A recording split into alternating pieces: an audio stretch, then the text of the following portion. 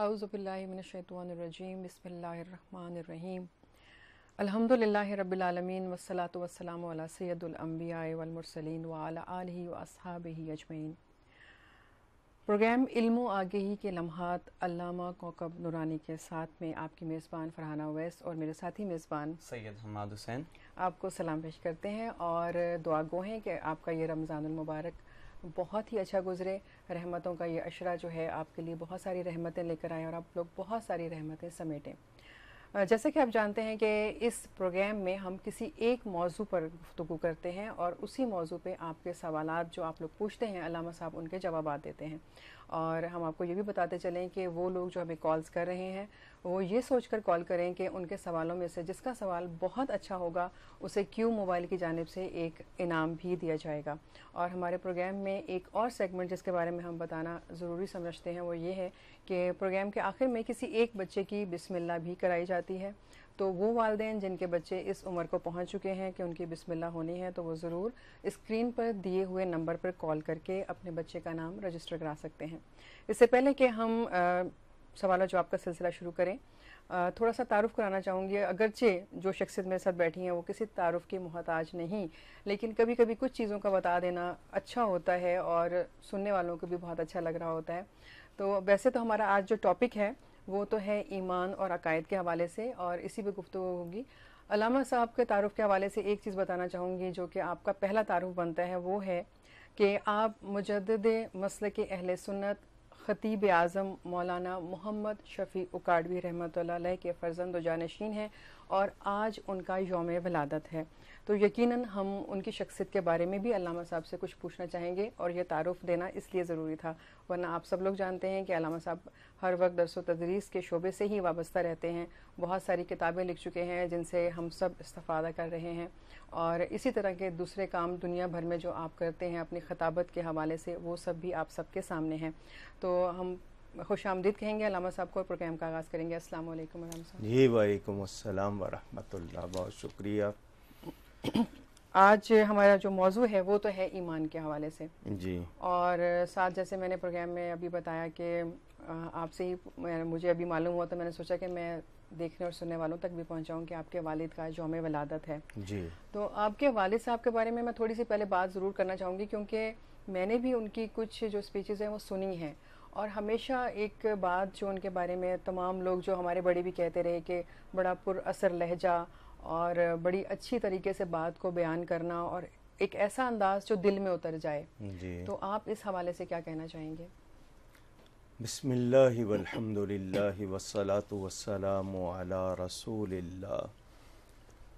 ہم سب اتنی بات تو بہت اچھی طرح جانتے ہیں کہ جس کسی کو جو نعمت، کمال، شرف ملا ہے وہ رب تعالیٰ کا دیا ہوا ہے، اور رب تعالیٰ نے جن لوگوں کو چنا ہوا ہے جن سے کوئی کام لینا ہے ان کو اللہ تعالیٰ بعض خصوصی ان کے کمالات عطا فرماتا ہے، یا ان کی ان باتوں میں خاصیت رکھتا ہے۔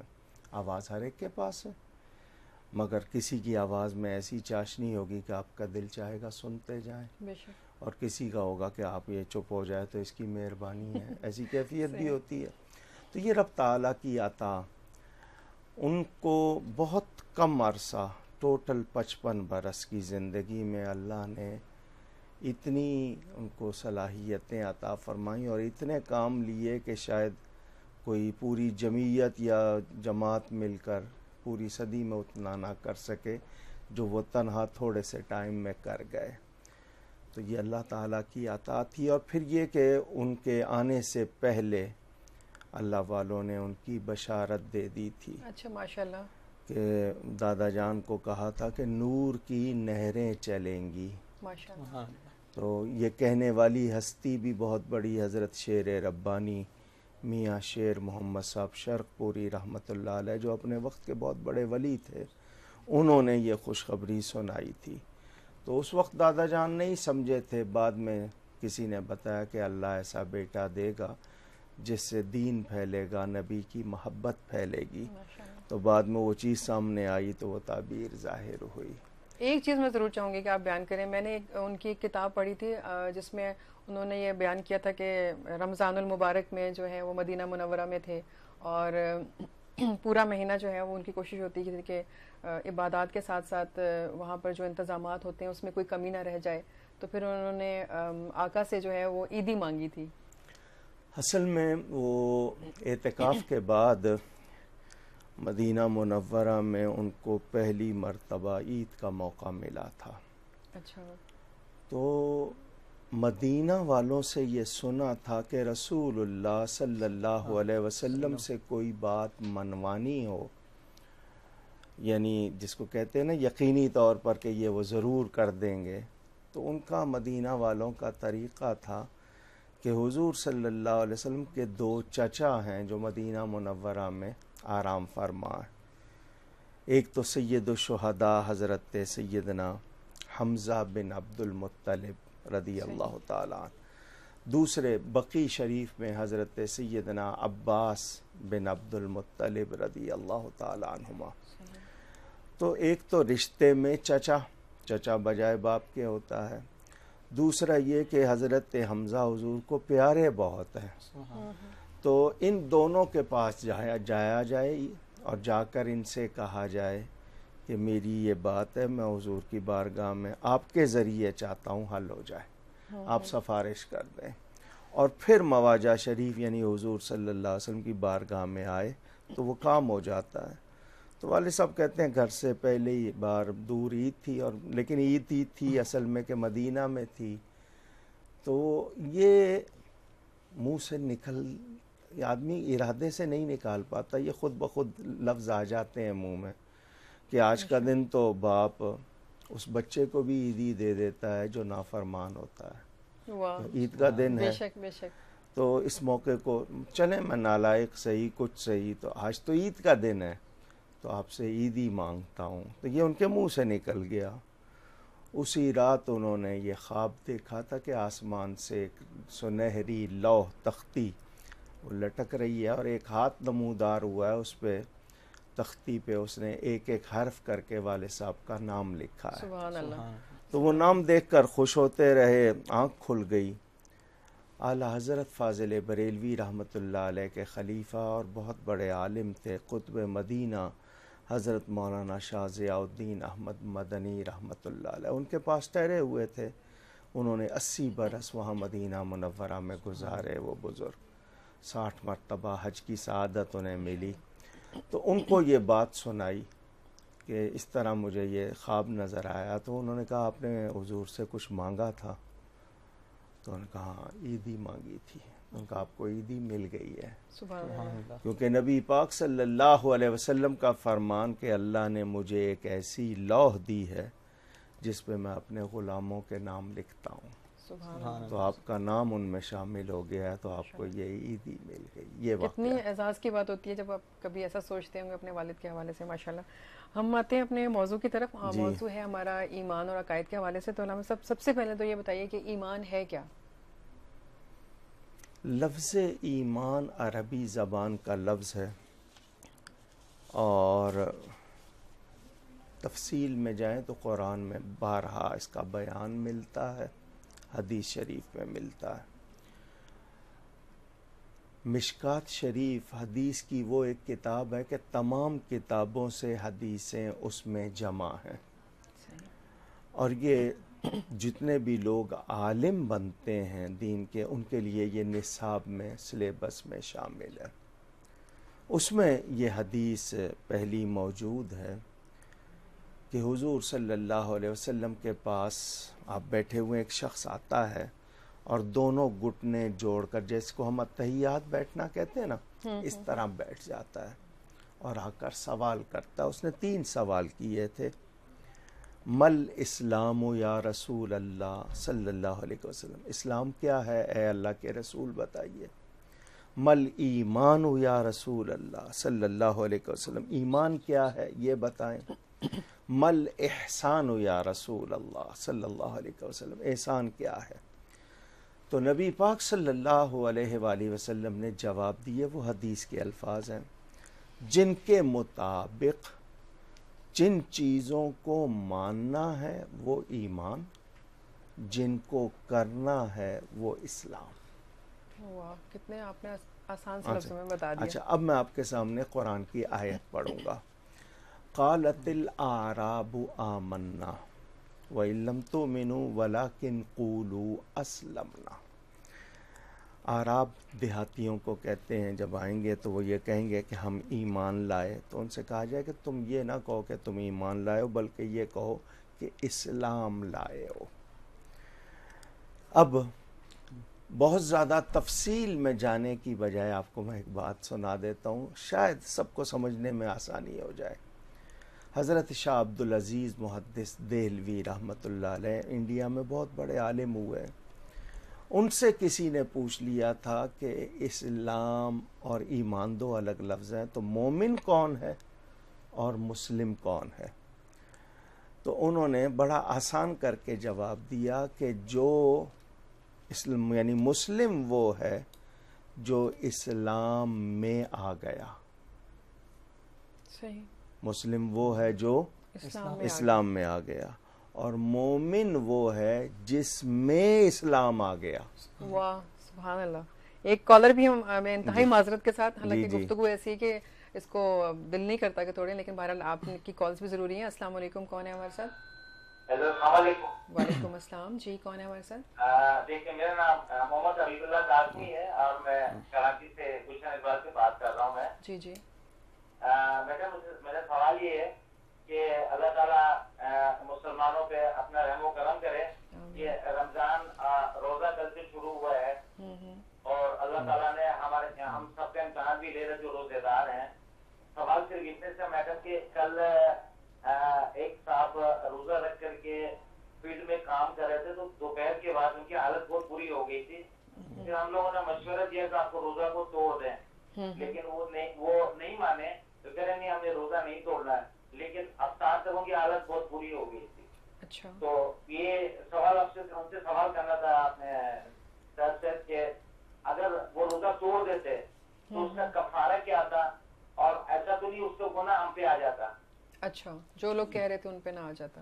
ٹھیک، چلیں، بہت شکریہ، ابھی جواب لیتے ہیں علامہ صاحب سے اس کا۔ جی علامہ صاحب۔ تو اسلام اور ایمان، اب یہ میں آپ کو اس لیے بتانا چاہتا ہوں کہ ایمان بنیاد ہے، اور یہ دل میں نقش اولئک کتب فی قلوبہم الایمان قرآن میں ہے۔ اللہ نے فرما دیا یعنی جو لوگ ایمان والے، ہم نے ایمان ان کے دلوں میں نقش کر دیا ہے۔ یہ جو ہمارے قرآن اور حدیث کے بنیاد پر اصولی خیال، بنیادی نظریے، ان کو عقیدہ کہتے ہیں۔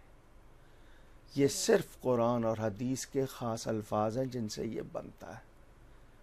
عام آدمی یا خاص آدمی، چھوٹا آدمی یا بڑا آدمی، اس کا قول عقیدہ نہیں بن سکتا۔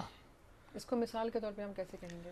ایک بادشاہ ہے اور وہ یہ کہتا ہے، دنیا بھر کا بادشاہ بن جاتا ہے، وہ پوری دنیا پہ اس کو حکومت مل جاتی ہے، اور وہ یہ کہتا ہے کہ جی میں اعلان کر رہا ہوں کہ اس شخص کو آج کے بعد یا اس چیز کو اس نام سے پکارا جائے، صحیح، جو نہیں پکارے گا وہ واجب القتل ہوگا یا وہ سزا کے لائق ہوگا۔ یہ اس کو وہ آپ کہے کہ یہ اپنا ایمان سمجھو، تو وہ بھلے سے کتنا سخت کتنا بڑا آدمی ہو، اس کی بات ایمان نہیں بن سکتی۔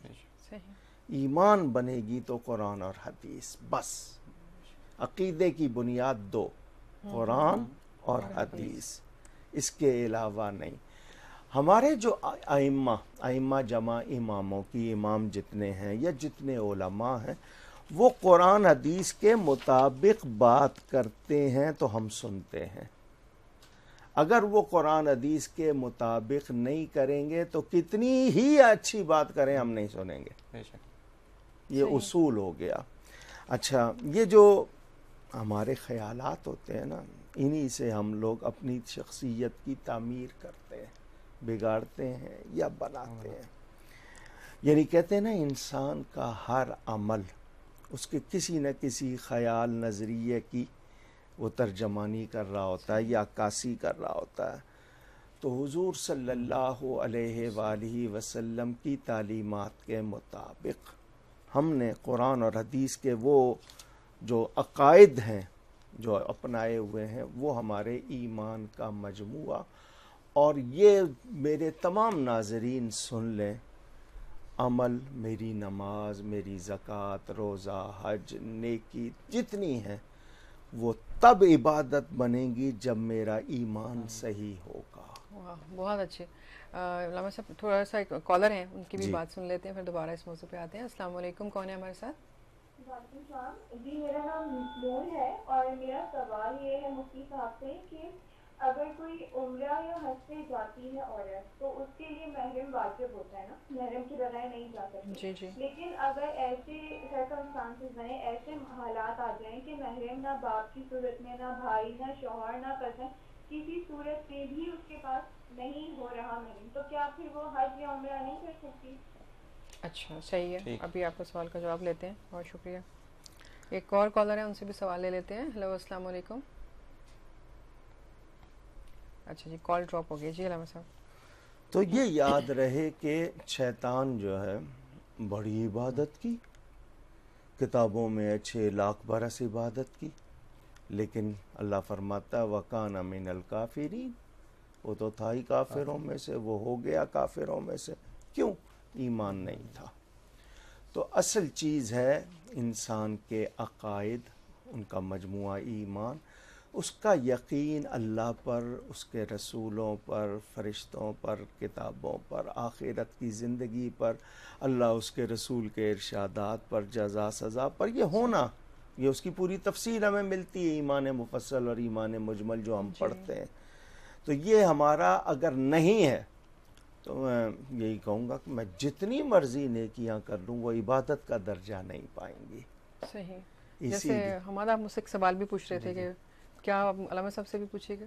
علامہ صاحب ابھی آپ نے جیسے ذکر کیا کہ ایمان کی اقسام، تو میں چاہوں گا اگر اسے اور تھوڑا ہمارے ناظرین کے لیے بیان فرما دیں، ایمان مفصل اور ایمان مجمل.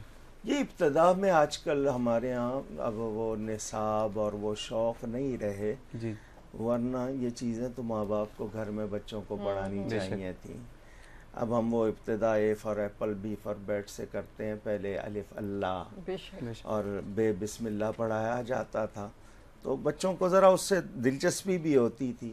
تو کوشش کرنی چاہیے ابتدا میں یہ ایمان کی جو صفتیں ہمیں پڑھائی جاتی ہیں، ایمان مفصل یعنی تھوڑا تفصیل سے مجمل کم الفاظ میں بیان وہی ہے کہ آمنت باللہ و ملائکتہ و کتبہ و رسلہ والقدر خیرہ و شرہ من اللہ تعالی، اور اس میں والیوم الآخر کے بھی الفاظ آتے ہیں، کہیں کم الفاظ ہیں کہیں زیادہ، لیکن یہ جتنے بھی ہیں یہ ماننا کہ میں مانتا ہوں اللہ تعالیٰ پر ایمان لاتا ہوں، یا مانتا ہوں یا یقین کرتا ہوں، یہ سارے معنی ہو جائیں گے آمنتو کے. اس کی کتابوں پر، اس کے رسولوں پر، اس کے فرشتوں پر، قیامت کے دن پر، ہر بری اچھی تقدیر پر، مرنے کے بعد کی زندگی پر، یہ ہم کہتے ہیں. اور جو اس میں ہے ایمان مجمل کہ آمنت باللہ کما ہوا باسمائہ و صفاتہ و قبلت جمیع احکامہ اقرار باللسان و تصدیق بالقلب. اب یہ جو ایمان مجمل کی 2 باتیں ہیں، میں ان پر تھوڑا سا توجہ آپ کی دلاؤں گا. ایک ہے زبان سے کہنا اور ایک ہے دل سے تصدیق، ویریفیکیشن اس کی. علم نہیں ہوگا تو کیا میں تصدیق کر سکوں گا؟ بالکل. آپ لوگ دونوں اس بات پر متفق، جی. اور میرے ناظرین بھی شاید یہی کہیں گے کہ جب تک علم نہیں ہے میں تصدیق نہیں کر سکوں. تو پھر بنیادی بات یہ ہوئی کہ ہمیں پہلے سیکھنا ہے. بے شک. تو یہ پہلی تعلیم اگر یہی غلط ہو گئی تو کیا عمارت صحیح بنے گی؟ بالکل. تو ان میں وہ لوگ جو ترجمے میں، تفسیر میں یا کہیں پڑھانے میں کہیں ہیرا پھیری کرتے ہیں، وہ ہمارے ساتھ کتنا ظلم کرتے ہیں کہ ہماری بنیادی غلط رکھ دیتے ہیں. بالکل صحیح. یہ ہمیں بہت اس معاملے میں ماں باپ کو ذمہ دار ہونا چاہیے کہ صحیح عقیدے صحیح طور پر سیکھے جائیں.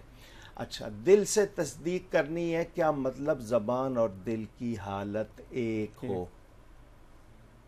بعض مرتبہ ہم کہتے ہیں نا انشاءاللہ، انشاءاللہ، یہ 3 الگ لفظ ہیں، ملا کے بھی نہیں لکھنے چاہیے، صحیح، ملا کے بولنے بھی نہیں چاہیے. صحیح. انشاء اللہ، ان کا مطلب اگر شاء چاہا، آگے اللہ نے، اگر اللہ نے چاہا، اف اللہ ولنگ جو آپ کہتے ہیں.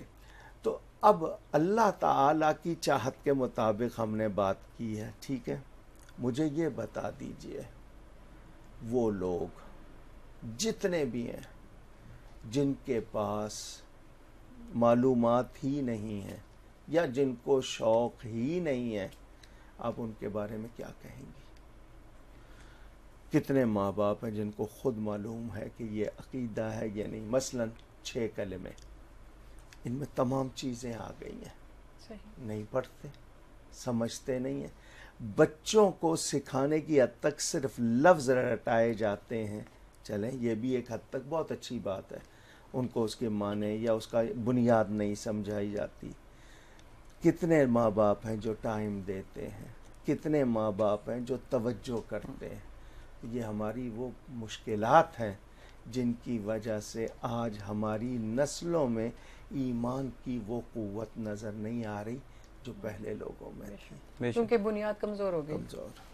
بالکل صحیح. اچھا وہ جو سوال کیے گئے تھے ان کا جواب دے دیجئے کہ اگر روزہ کوئی پہلی اس بات حالت جو میں آ یہ جاتا ہے کہ اگر دیکھیں اللہ تعالیٰ نے خود فرمایا یرید اللہ بکم اليسر، اللہ تمہارے لیے آسانی چاہتا ہے. اسی جہاں روزے کا حکم ہے نا وہاں یہ بیان ہے.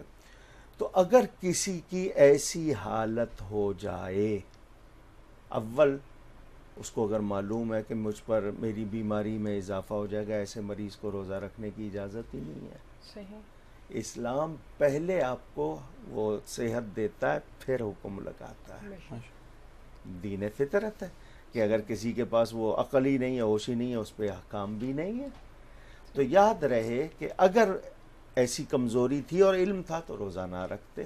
اب رکھا ہے، رکھنے کے بعد ایسی حالت ہو گئی ہے کہ بچنے کے امکانات نہیں رہے اور واقعی ظاہر ہو رہا ہے، تو ایسے شخص کی وہ کیفیت میں اگر اس کا روزہ چھڑوایا جاتا ہے تو چونکہ اس نے قصداً نہیں توڑا، اس کی وہ کیفیت ہو گئی ہے تو اس پر کفارہ نہیں ہوگا، اور اگر وہ خود توڑے گا تو کفارہ ہوگا. تو کیا اس کو کچھ قضا دینا پڑے گا؟ اس کی قضا کرے گا وہ. اچھا. اور بعد میں ویسے اپنے طور پر وہ جتنا ہے دوبارہ رکھے گا، صحت ہونے پہ نہیں رکھ سکتا ہے تو فدیہ دے گا.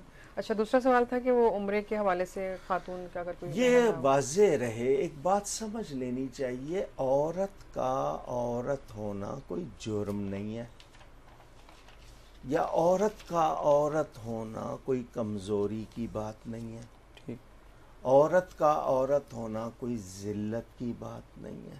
یہ پتہ نہیں کیوں کانسیپٹ آ گیا. ایک عورت کے لیے جو کچھ احکام خاص ہیں وہ اس کی عزت اور اس کی حفاظت کے لیے. آپ سونے کی دکان پہ سونا چھوڑ کے دروازہ کھلا چھوڑ کے چلے جاتے ہیں؟ کبھی بھی نہیں. کبھی نہیں. لوہے کا مضبوط تالا لگاتے ہیں. کیوں؟ اس کی حفاظت کے لیے. تو وہ ایک زیور کی طرح ہے معاشرے میں عورت، اس کی حفاظت کے لیے رکھے گئے، باپ کی صورت میں، بھائی کی صورت میں، شوہر کی صورت میں، بیٹے کی صورت میں. تو جیسے ان کا سوال تھا کہ اگر ان میں سے سن لیں نا، اب میں اسی کی آ رہا تھا نا کہ پہلے یہ سمجھے، اگر کسی کے پاس یہ سب کچھ ہے ہی نہیں، اگر، اور ایسا بہت مشکل ہوگا، شاید کہیں ہوگا کہ کوئی ایک رشتہ بھی نہ ہو، خالو نہیں ہے، ماموں نہیں ہے، سگا چچا نہیں ہے، پھوپھا نہیں ہے، یہ سب محرم ہے. اگر یہ سب ہیں سگے تو ان کے ساتھ جائے. کیوں؟ کہ اے عورت تیری کسی تکلیف کی حالت میں تجھے چھوئے کون، تجھے سنبھالے کون، یہ تیری حفاظت کے لیے. اور یہ صرف عمرہ اور حج کے لیے نہیں ہے حکم، یہ عورت کے لیے جہاں بھی اس نے سفر کرنا ہے 3 راتوں کا یا 3 دن کا سفر، اس کے لیے رکھا گیا کہ وہ ساتھ جائے. ہر سفر میں ضرور، ہر سفر میں، حدیث ہے باقاعدہ. اور یہ دیکھیں نا آپ کے خود مثال کے طور پر آج جو حالات، بہت معذرت کے ساتھ بریک کے لیے کہا جا رہا ہے، کوئی بات نہیں، اس ہم سوال کو ابھی کنٹینیو کریں گے. ایک چھوٹی سی بریک لیتے ہیں، واپس آئیں گے اور اس جواب کو مکمل کریں گے.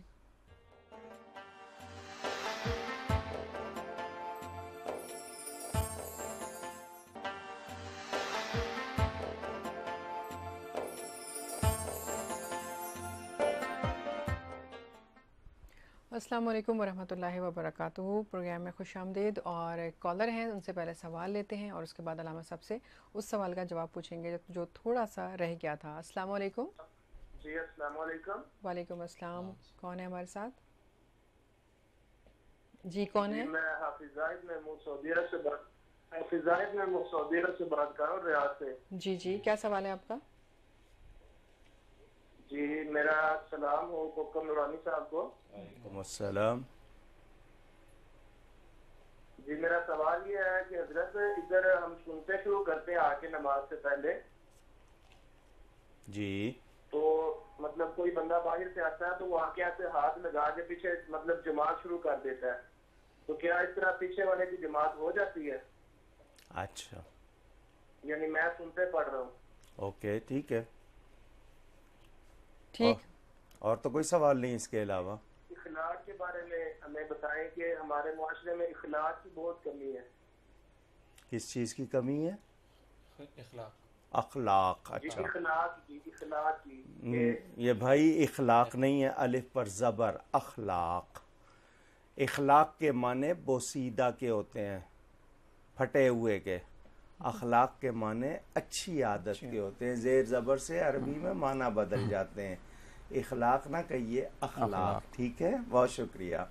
आपका वो जो सवाल है जो आपने किया है कि हम इस तरह होते हैं, असल में वहाँ पर लोग जमात को अच्छा समझते हैं। हमारे यहाँ तो हम इनफरादी नमाज़ पढ़ने के ज़्यादा आदी हो गए ना घरों में। ये वहाँ उनकी कोशिश होती है कि 1 से 2 हो जाएंगे, नमाज ज़्यादा दर्जे वाली होगी, तो उसको ये समझ होगी कि जी आप इस वक्त फ़र्ज़ पढ़ रहे हैं, तो आप उसकी बात पर अगर पहली रकत है और आपको ये है कि उसने आपको फॉलो करना शुरू किया है, तो आप उसको बताएंगे कि जी मैं सुन्नत पढ़ रहा हूँ, फिर आप उसके कहने पे नहीं चलेंगे। और अगर वही नमाज मसलन टाइम है किसी नमाज का, आप वही नमाज के फ़र्ज़ पढ़ रहे हैं और कोई पीछे आ जाता है और वो आपको इशारा कर देता है कि मैं आपको फॉलो कर रहा हूँ, तो आप फिर इमाम की हैसियत से पढ़ेंगे, बशर्ते कि नमाज एक हो, अक़ीदा एक हो, वक्त एक हो।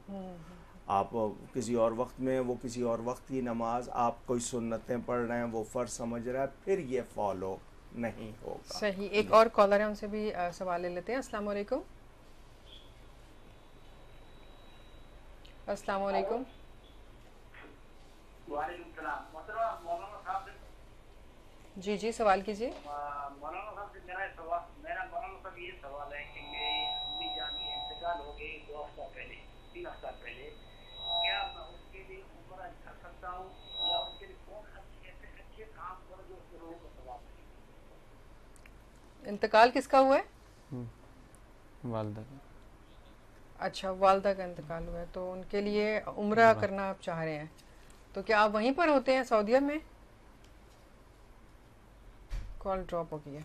अच्छा, ये अपनी वालदा के लिए उम्रा करना चाह रहे हैं। उसमें ईसाले सवाब में हर वो नेक काम, किसी को खाना खिलाया, कपड़े दिए, किसी को उम्रा करा दिया, कुरान शरीफ किसी के पास नहीं है नुस्खा उसको ले दिया, किसी तालिब इल्म का ख़र्चा उठा लिया, कोई पानी का कुआं बनवा दिया, किसी को खाना खिला दिया, ख़ुद कुछ पढ़ लिया, ये सारे काम जितने नेक हैं इसलिए करना कि इसका सवाब माँ बाप या अहले ईमान को पहुँचे, ये सब ईसाले सवाब कहलाते हैं, किए जा सकते। मतलब वो जैसे चाह रहे हैं कि उम्रा कर लें तो वो भी कर सकते हैं अपनी तो वालदा अगर के लिए। उन्होंने खुद उम्रा किया हुआ है तो इस मर्तबा किसी और को करवाएं।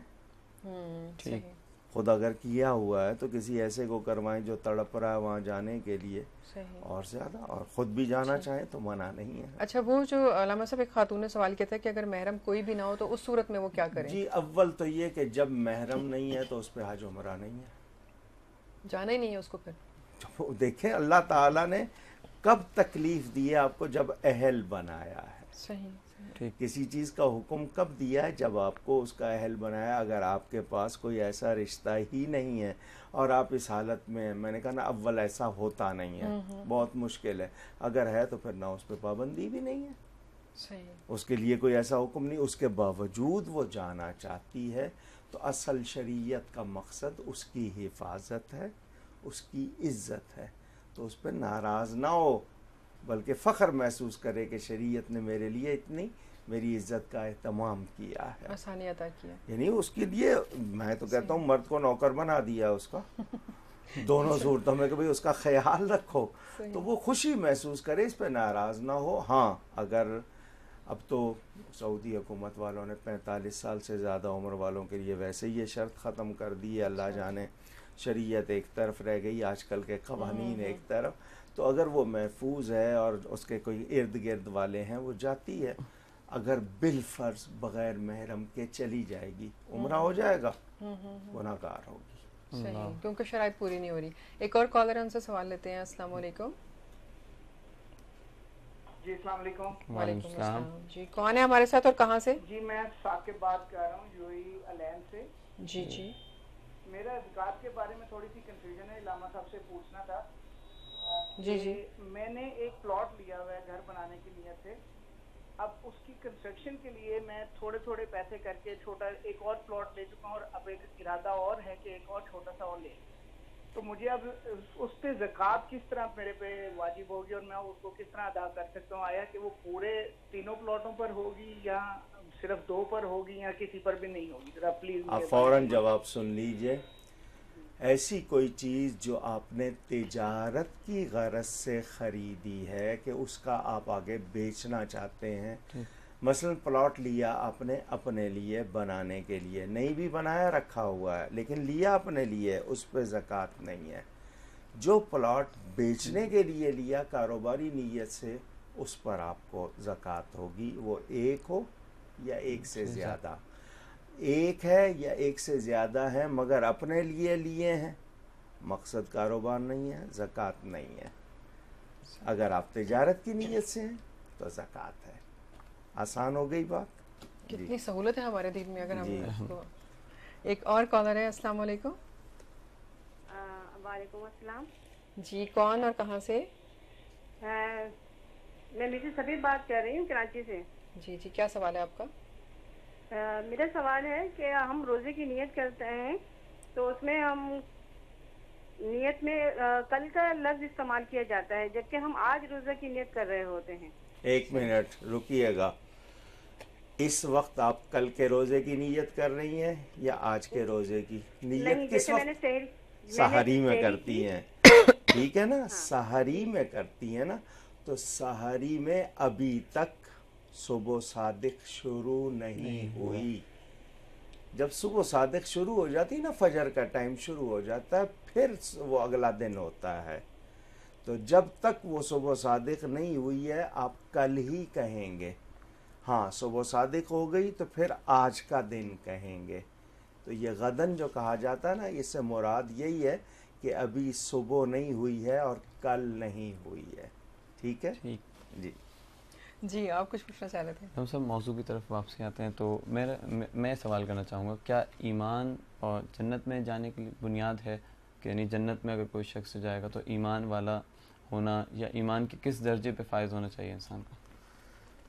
हमाद साहब, कुरान करीम ने इसको इतना क्लियर कर दिया है कि मेरा ख्याल किसी शुबे की बेशक कोई ऐसी गुंजाइश तो है ही नहीं, क्योंकि बग़ैर ईमान के नजात का कोई कॉन्सेप्ट, परसेप्शन, तसव्वुर, तख़य्युल, गुंजाइश है ही नहीं। मैंने इतने लफ्ज़ कह दिए कि आप किसी तरफ से रास्ता ना निकालें।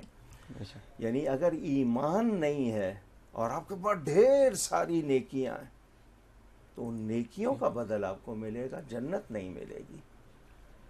क्योंकि जन्नत का कॉन्सेप्ट, चुनाचे कुरान पढ़िए, वक़ालू लन यदखुलल जन्नत इल्ला मन काना हुदन औ नसारा। यहूदियों और ईसाइयों ने कहा कि जन्नत में सिर्फ वही जाएंगे जो यहूदी और ईसाई होंगे। अल्लाह फरमाता है तिल का अमानियुहुम, ये उनका गुमान है, उनकी अपनी थिंकिंग है। ठीक है? कुल हातू बुरहानकुम, ए मेरे हबीब फरमा दीजिए अगर तुम सच्चे हो तो इस पर दलील लाओ। वाह। तो कुरान ने क्लियर कर दिया ईमान के बगैर नजात का कोई तसव्वुर नहीं। एक कॉलर भी हमसे बात करते हैं। अस्सलाम वालेकुम। वालेकुम। जी कौन साहब और कहाँ से? جی میں ندیم بات کر رہا ہوں سلالہ سے، مسکت کی ایک ریاست ہے سلالہ سے. تو میں علامہ صاحب سے یہ پوچھنا چاہتا تھا کچھ جھوٹ اور برائی سے سب سے افضل طریقہ کیا ہے اس سے بچنے کا؟ بہت شکریہ. پوچھا تو صحیح، آپ اپریشیٹ کریں جی بالکل کہ ایک شخص جھوٹ اور برائی سے بچنے کے لیے آپ سے کوئی نہ کوئی مشورہ چاہ رہا ہے کہ شاید اس کی اپنی کوشش نہیں کامیاب ہو رہی، آپ کی بتائی ہوئی کوشش. شوق ہے تو اچھی بات ہے، اچھی بات ہے.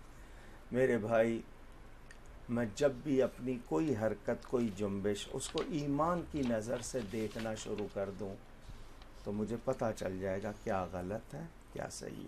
وہیں اپنے آپ کو روکوں.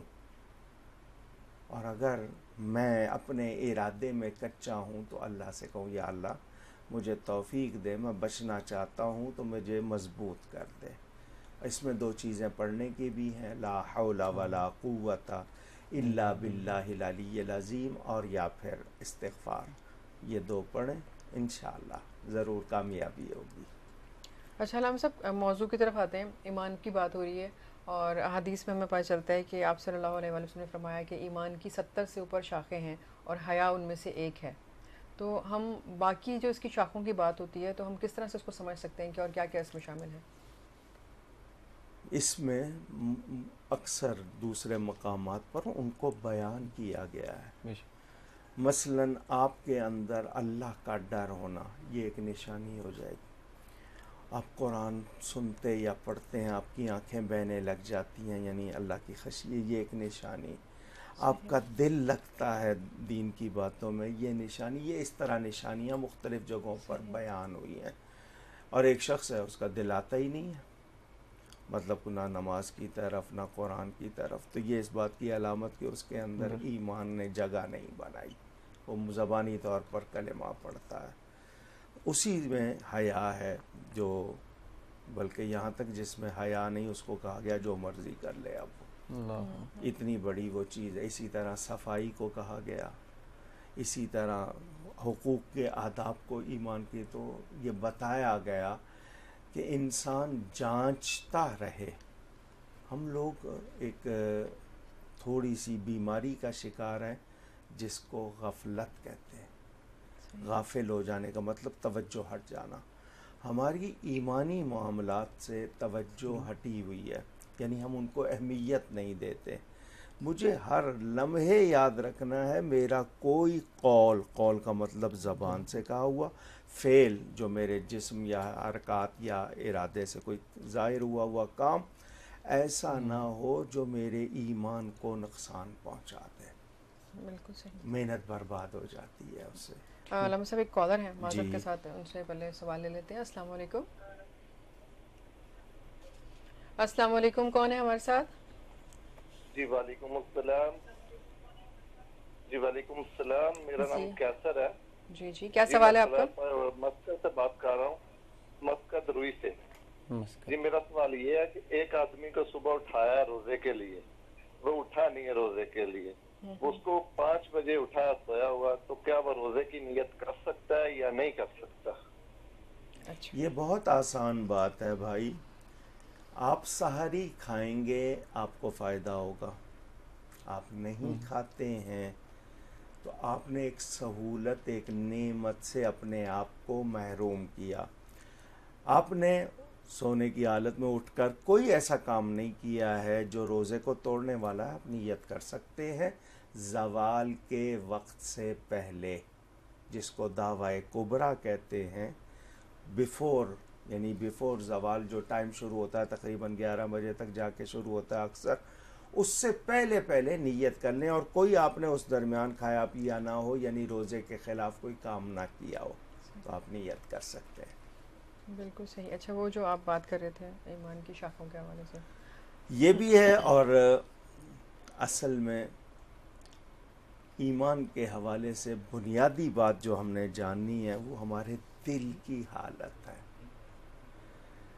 کیونکہ اسی دل میں آپ کو سمجھا دوں، آسان کر دوں. وہ جو بات چلی تھی نا اقرارم باللسان و تصدیقم بالقلب، جو حماد نے کہا تھا، اس میں آتی ایمان مجمل میں ایک ہے میرے زبان کا کلمہ قول فعل، جو قول ہے زبان سے کہا ہوا، دوسرا ہے میرا فعل، میں نے دونوں کو ادا کیا، کیسے میں پرکھوں کہ دونوں میں سے کیا صحیح ہے یا دونوں کس حالت پر ہیں؟ بہت معذرت کے ساتھ بریک کے لیے مجھے کہا جا رہا ہے، اس سوال کو کنٹینیو کریں گے، ایک چھوٹی سی بریک لیتے ہیں، واپس آ کر اس سوال کو مکمل کرتے ہیں۔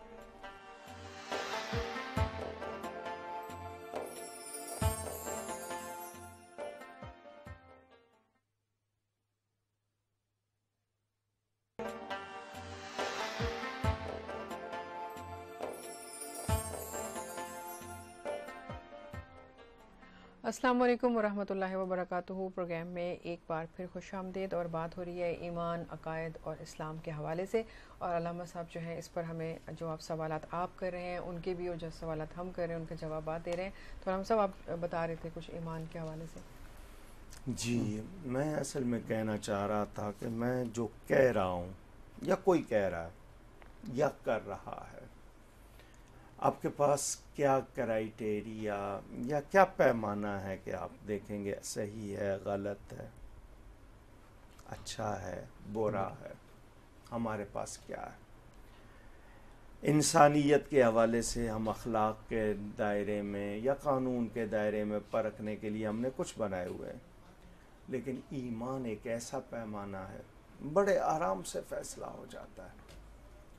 میں آپ کو سمجھا دوں، زندگی جو ہوتی ہے 3 قسم کی، ایک حیوانی زندگی، ایک انسانی زندگی، ایک ایمانی زندگی۔ جو کچھ جی میں آئے کر لینا، یہ حیوانی زندگی۔ صحیح۔ عقل کے مطابق کرنا، یہ انسانی زندگی۔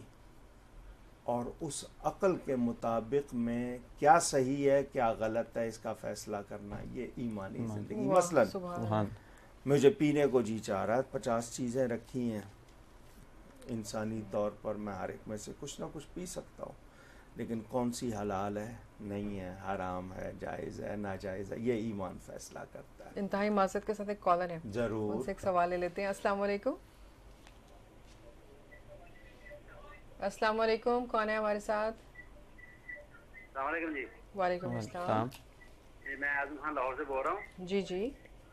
میں سوال یہ تھا کہ میں زکوٰۃ دینا چاہ رہا ہوں تو میرے پاس پیسے نہیں ہوتے، کام میں تھوڑا بہت سیٹ ہے، تو جب میں زکوٰۃ کا سوچتا ہوں میں زکوٰۃ دوں گا تو میرے پاس پیسے کسی آتے نہیں ہیں، تو میں کیا کروں؟ بڑا پریشان ہو جاتا ہوں۔ کس چیز کی زکوٰۃ دینی ہے آپ نے؟ جی وہ کاروبار کے سلسلے میں۔ اچھا، کوئی اور سوال بھی ہے آپ کا؟ جی بس نہیں، بس۔ اچھا شکریہ۔ جی علامہ صاحب پہلے اس کا جواب دینا؟ جی دے دیجیے، کیونکہ یہ کہہ رہے ہیں پیسے ہیں نہیں لیکن زکوٰۃ دینی ہے۔ نہیں، ان کا جو میں سمجھاؤں سوال وہ یہ ہے کہ زکوٰۃ دینا جب چاہتے ہیں تو پیسے نہیں ہوتے ہیں، کچھ اسی طرح یہی تھا نا کچھ اس قسم کے۔ تو آپ اگر صاحب نصاب ہیں، صاحب نصاب کا مطلب اس حالت میں ہے کہ آپ کے پاس اتنا مال ہے کہ آپ پر زکوٰۃ ادا کرنا لازم، تو پھر آپ نے جو ارد گرد آپ کے سامان ہے یا چیز ہے جس پر آپ نے زکوٰۃ دینی ہے، اس میں سے کسی چیز کو آپ بیچیے، نقد رقم نہیں ہے، کسی چیز کو بیچیے اور ادا کیجیے، کیونکہ یہ کہنا کہ جب میں زکوٰۃ دینا چاہوں تو پیسے نہیں ہوتے ہیں، یہ بہانہ شرعاً درست نہیں ہے۔ یا تو یہ نا کہ آپ کے پاس بالکل ہی نہیں ہے، اور ایک یہ ہے کہ اس وقت نہیں ہے تو جو چیز دوسری ہے جس کو آپ بیچ کر زکوٰۃ دے سکیں آپ کو دینی ہوگی۔ صحیح۔ جی ایک اور کالر ہے، ان سے بھی سوال لے لیتے ہیں۔ السلام علیکم۔ کال ڈراپ ہو گئی ہے۔ اچھا، ہم بات کر رہے تھے 3 کیفیتوں کے حوالے سے، آپ بتا رہے تھے۔ تو فیصلہ جو ہے نا وہ ایمان کرتا ہے۔ صحیح۔ اور ایمان کا جو میرے پورے جسم میں مرکز ہے، سینٹر پوائنٹ ہے، یا جہاں اس کا وہ ہے اثر، وہ ہے دل۔ صحیح۔ تو حضور اکرم صلی اللہ علیہ وسلم کا ارشاد، تمہارے جسم میں گوشت کا ایک لوتھڑا ہے، الا वइन्न फिल जसदी मुदगा, हदीस के अल्फाज, इज़ा सलुहत सलहल जसद कुल्लु, अगर वो सही है तो पूरा जिस्म सही होगा। सुभान। व इज़ा फसदत, और अगर उसमें खराबी आ जाए फसदल जसद कुल्लु। एक कॉलर आ गया, उनसे सवाल ले लेते हैं, उसके बाद मैं आपसे ये पूछना चाहूँगी कि इस दिल को हम कैसे सही रख सकते हैं। अस्सलाम वालेकुम। जी कौन? जी कौन और कहाँ से? वालेकुम सलाम, मैं वकार बात कर रहा हूँ कराची से। जी क्या सवाल है? जी मैं ये पूछना चाहता हूँ कि रमज़ान में हर कोई यानी 5 टाइम की नमाज वगैरह तिलावत वगैरह करता है कंटिन्यूसली, है ना, तो मैं ये पूछना चाहता हूँ उनके बाद भी कोई ऐसा है कि 5 टाइम की नमाज पढ़ते रहें, कुछ ऐसा ईमान, कुछ ऐसी दुआ कि बंदा 5 टाइम का नमाजी हो जाए और बिल्कुल ईमान उसका पक्का हो जाए। यही तरबियत है रमज़ान में, क्योंकि शैतान बंद है। नफ्स को आपने देखना है कि उसको शैतान की आदत कितनी पड़ गई है, उसके अंदर से वो शैतान का असर निकालना है आपने। ये आपके लिए बहुत आसान कर दिया गया है। तो इसमें ये नहीं है कि कौन सी बात पढ़ूं कि मैं नमाज़ पढ़ने लग जाऊं। आपने चेक करना है। आप खाना खाने के लिए दुआ करवाते हैं, आप अपने कपड़े बनवाने के लिए दुआ करवाते हैं कि जी दुआ करें मैं कपड़े बनवाऊं, वो सारे आप अपने शौक़ से करते हैं। तो इसमें भी शौक़ डालना होगा, दिलचस्पी डालनी होगी और अपनी निगरानी करनी होगी। जी बहुत अच्छा। तो कैसे हम अपने दिल में इस ईमान को मजबूत कर सकते हैं? हुजूर ने फरमाया अला वही अल क़ल्ब, यानी जान लो कि वो दिल है, और इशारा किया। इसी तरह व अशारा इला सदरिही, मुख्तलिफ अहादीस में ये इशारा। इस दिल को सही रखने के लिए सबसे पहली बात कि आपकी ग़िज़ा पाक हो, क्योंकि ये पूरा खून का निज़ाम इसी दिल से पंप होता है। सही। ठीक है। तो अगर आपकी ग़िज़ा में कोई भी लुक़्मा-ए हराम है तो वो पूरे को मुतासिर करता है। गैरत चली जाती है, हया चली जाती है, बेअदबी आ जाती है, फिर उसमें जो कुछ होता है। पहली बात। दूसरी बात, सोबत अच्छी हो। सही। कि आप किन के साथ उठ बैठ रहे हैं, आपकी पहचान कौन बन रहे हैं, दूसरी बात हो गई। तीसरी बात, आपकी ज़बान।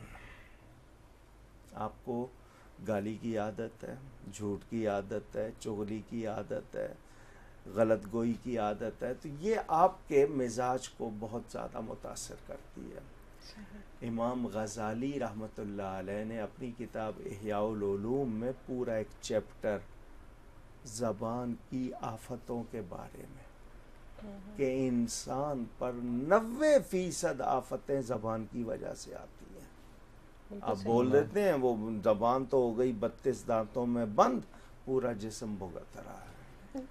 बिल्कुल सही। तो ये ईमान जो है ये दिल में, तो दिल को सही रखना, और दिल को सही रखने के लिए कोई दिल का डॉक्टर चाहिए, और वो दिल के डॉक्टर अल्लाह वाले हैं। बेशक, बहुत प्यारी बात की आपने। एक और कॉलर है, उनसे भी सवाल लेते हैं। अस्सलाम वालेकुम। जी कौन? मैं दुबई से बात कर रहा हूँ। मेरे पास 7 गाड़ियाँ हैं माशाल्लाह। मैं इनसे पूछना था सर से कि उनके ऊपर ज़कात वाजिब है या नहीं। किन पर? सवाल दोहराइएगा अपना। सवाल ये है कि मैं दुबई से बात कर रहा हूँ। मैं ये पूछना चाहता हूँ कि मेरे पास मेरे अपनी 7 गाड़ियाँ हैं जो चल रही हैं, उनके ऊपर ड्राइवर रखे हुए हैं, काम कर रहे हैं, उनके ऊपर ज़कात वाजिब है या नहीं। आप बताओ, टैक्सी चलाते हैं या वैसे अपने इस्तेमाल के लिए रखी हैं?